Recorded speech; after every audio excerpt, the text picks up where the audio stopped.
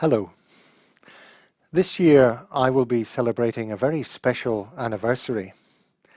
In fact, 20 years ago, on the 7th of October 1992 to be precise, I finally managed to stop smoking.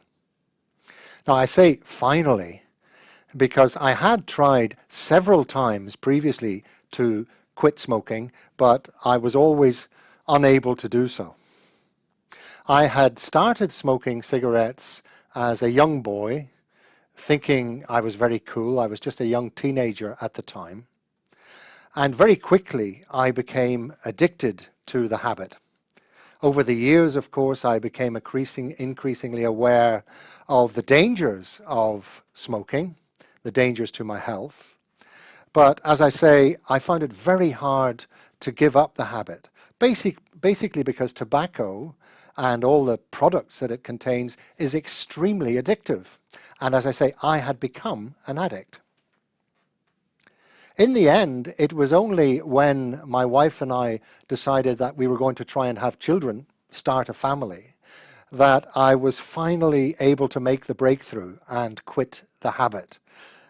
I didn't want my children growing up in a smoke-filled atmosphere because, of course, by then I had learnt something about the dangers of passive smoking in particular. So, as I say, finally on the 7th of October 1992, a historic date for me, I smoked my last cigarette, or at least what I hope will be my last cigarette. Now, because I know how addictive smoking is and how difficult it is to stop smoking once you've started, I was particularly, how can I put it, let's say disturbed recently by an article that I read in the newspaper, which basically described what the big tobacco companies are up to. What they're up to in order to get young people in particular hooked on cigarettes. They are actually increasing the amount of addictive substances in cigarettes in order to get young people hooked and keep them hooked.